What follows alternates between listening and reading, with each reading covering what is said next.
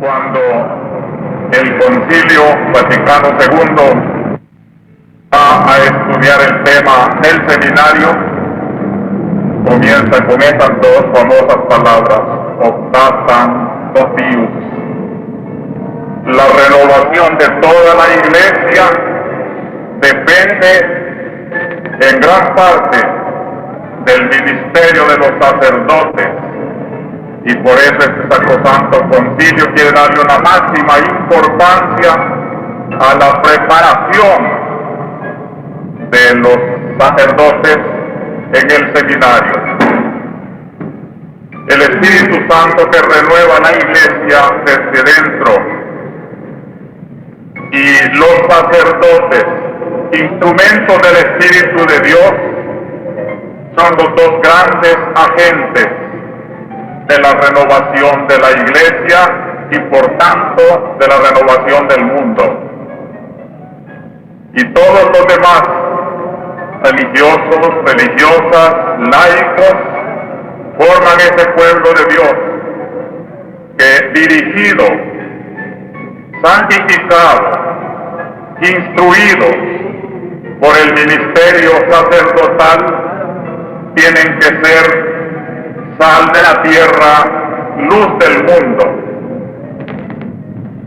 Por eso nuestros obispos antepasados quisieron unir con la fiesta del Espíritu Santo la fiesta del seminario, el día del seminario.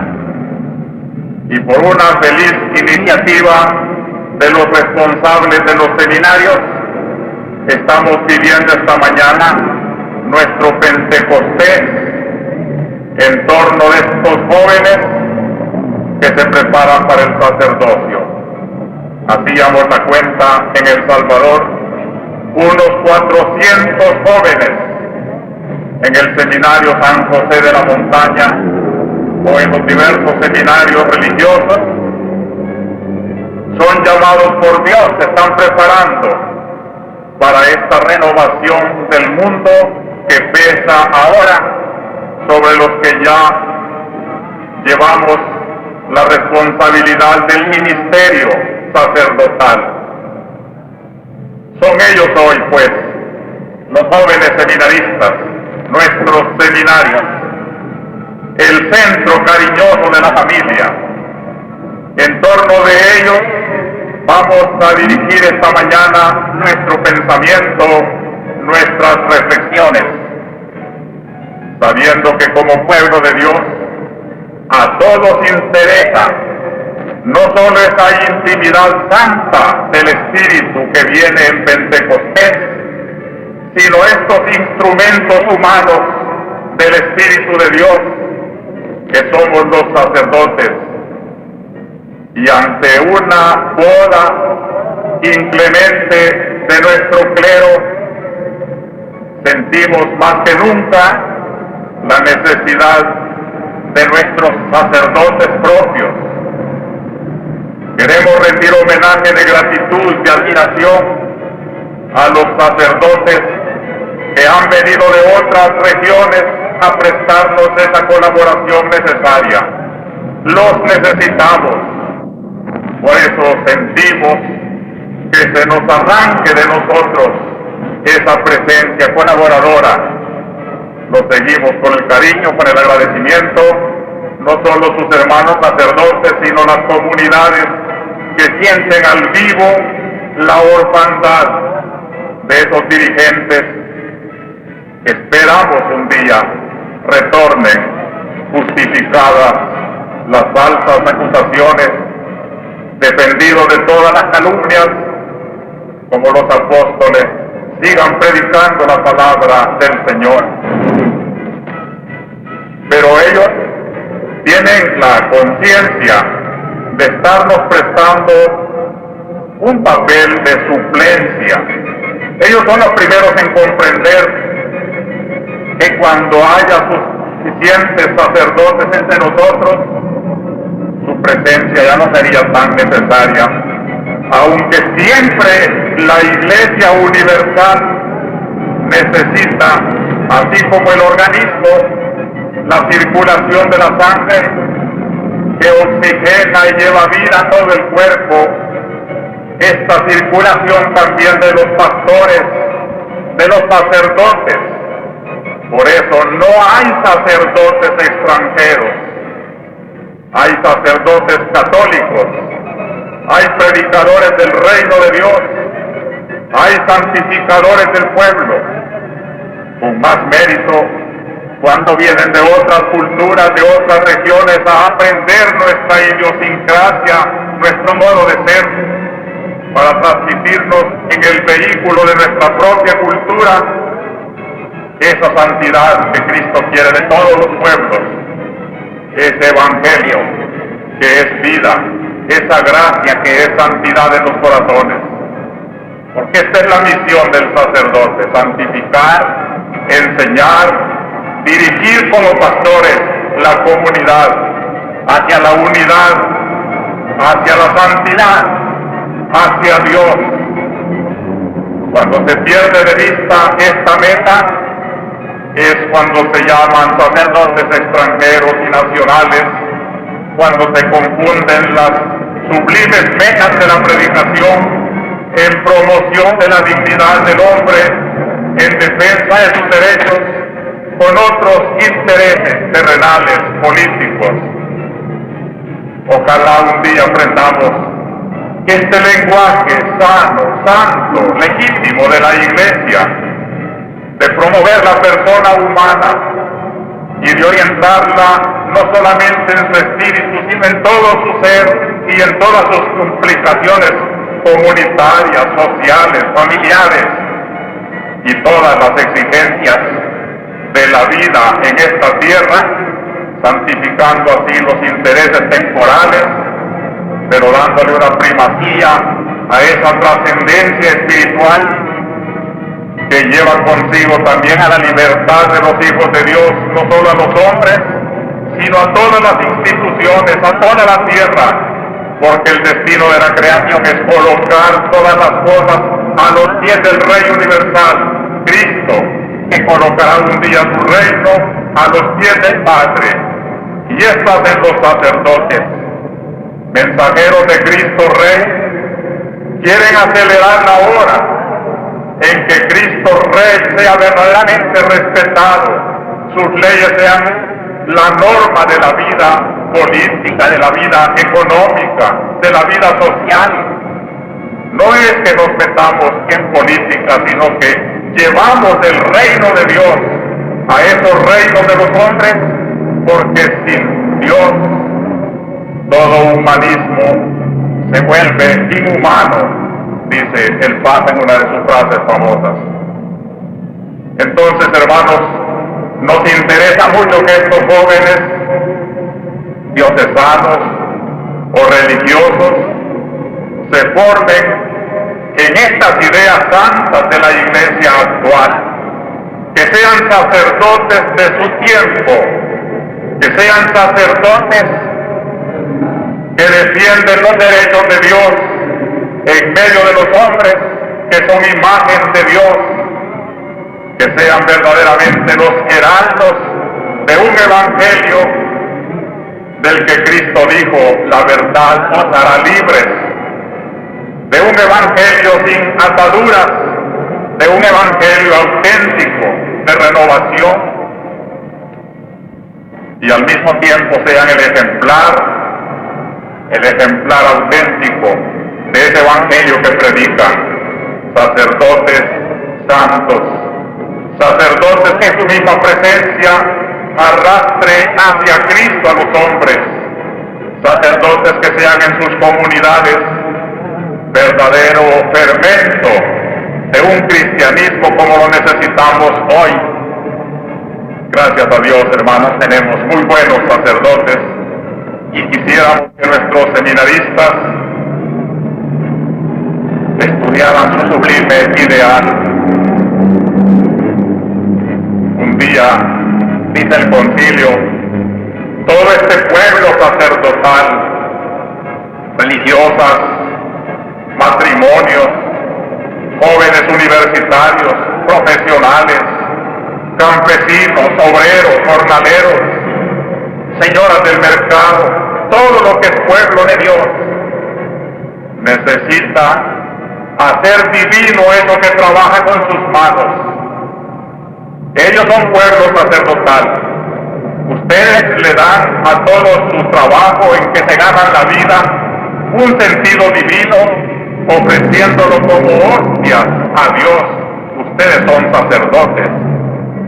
Pero ese sacerdote queda como trunco, queda sin rematarse, mientras no haya un hombre escogido de ese mismo pueblo para que, ungido con los poderes de Cristo y en su nombre, traiga al altar, en el símbolo del pan y el vino, el trabajo del obrero, el trabajo del profesional, todo el trabajo del pueblo de Dios, para poderle decir a Dios en la patena y en el cáliz: te ofrecemos esta hostia, este vino, fruto de la tierra, fruto del trabajo de los hombres.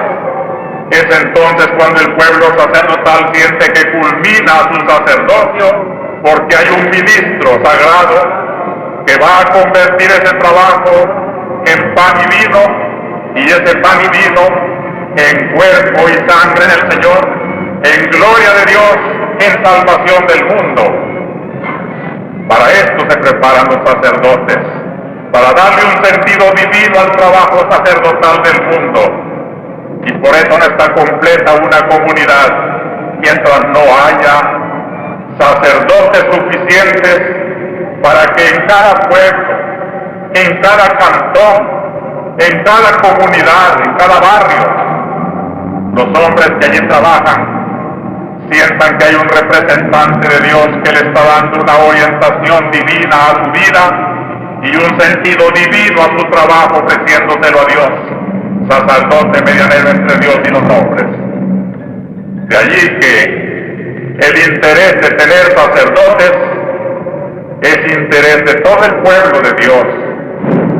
Yo quisiera, hermanos, este día va a ser un día de reflexión, pero que en la reflexión cada uno según su vocación. Tendremos grupos de seminaristas, de aspirantes a la vida religiosa, novicios, novicias. Tendremos también los mayores, las religiosas, los sacerdotes con los obispos y el pueblo seglar, matrimonios, estudiantes, jóvenes. Les invitamos a todos a que reflexione cada uno desde su propio papel, desde su propia vocación,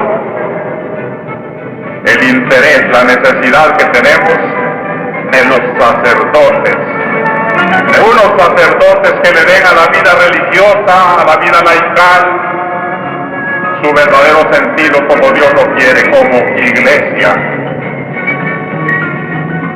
Es todo el pueblo de Dios, nos enseña el concilio, el que tiene el deber de fomentar las vocaciones. Afecta a la comunidad cristiana, la cual ha de procurarlo ante todo con una vida plenamente cristiana. Y sigue enumerando las diversas categorías. Quiero comenzar por expresarles a ustedes mi propio deber como pastor. Es deber de los obispos impulsar a su grey al fomento de vocaciones y procurar que todas las energías y esfuerzos se coordinen estrechamente y ayudar luego como padres, sin renunciar a sacrificio alguno, a quienes ellos juzguen han sido llamados a la heredad del Señor. Yo soy el primero obligado, porque yo solo, ¿qué sería en el tremendo encargo de una diócesis? Aunque nuestros enemigos se burlen de la frase, es cierto, un sacerdote que me falta es un brazo que me cortan. Lo ratifico, como ratifico también quien toca a un sacerdote toca al pastor, porque sin ellos, los padres, los párrocos, el sacerdote, el obispo está mutilado. es persecución de la iglesia, mutilar al obispo. Y necesitamos impulsar, yo quiero decirlo, queridos seminaristas, que ustedes son la esperanza de la jerarquía. Luego nos llama el Santo Concilio a todos los sacerdotes en esta labor. Demuestren todos los sacerdotes el celo apostólico, sobre todo en el fomento de las vocaciones, y con el ejemplo de su propia vida, humilde y laboriosa, llevada con alegría, y el de una caridad sacerdotal mutua y una unión fraternal en el trabajo, atraigan el ánimo de los adolescentes al sacerdocio. ¡Qué misterio de nosotros sacerdotes! Siempre junto a una vocación sacerdotal está la figura de un sacerdote. Si quisiéramos pedir la experiencia de todos los que estamos aquí ya ordenados, yo contaría también mi experiencia personal y encontraría en los orígenes de mi vocación las figuras sacerdotales de los misioneros que llegaban al pueblo, de los párrocos cariñosos con los niños. Y así cada uno podemos contar que siempre hubo un padre, un sacerdote, que engendró el sentido vocacional en nuestra vida. Y ahora, cuando los sacerdotes somos perseguidos, calumniados y hasta asesinados, sentimos que esas figuras sacerdotales se agigantan. Y hay muchos jóvenes que sienten el impulso de la vocación. Ojalá esta jornada de reflexión fuera para muchos jóvenes que no han pensado todavía en su destino, si acaso Dios nos está llamando aquí. Cuando ven tantas parroquias vacías, cuando ven sacerdotes asesinados, cuando ven que se persigue algo que vale porque lo que no vale no se persigue, la misión del sacerdote tiene que ser muy grande para que así la traten como trataron a Jesús, como trataron a los apóstoles. El ministerio de la iglesia siempre será perseguido. No tenemos que extrañarnos de llamar a la iglesia perseguida, si es una de sus notas históricas. Y los sacerdotes tenemos que estar dispuestos al martirio, a la persecución. Y a los jóvenes seminaristas de hoy me gusta oírles decir que hoy sienten más ganas de su sacerdocio, se sienten más atraídos a esta obra que no es de apoltronados, de comodones, sino que es de héroes, de valientes, de seguidores de Cristo hasta la cruz. Por eso, queridos hermanos sacerdotes, aprovechemos esta hora y en nuestra reflexión veamos qué podemos hacer en nuestras parroquias, en nuestros colegios, con nuestros jóvenes, para despertar muchas vocaciones. Luego se refiere también a los maestros y a todos los laicos. La mayor ayuda en este sentido la prestan, por un lado, aquellas familias que, animadas del espíritu de fe, caridad y piedad, son como un primer seminario, y por otro, las parroquias, de cuya fecundidad de vida participan los propios adolescentes. Los maestros y cuantos de una manera u otra se ocupan de la formación de los niños y de los jóvenes, principalmente las asociaciones católicas, procuren educar a los adolescentes a ellos confiados, de suerte que estos puedan percibir y seguir gustosos la vocación divina.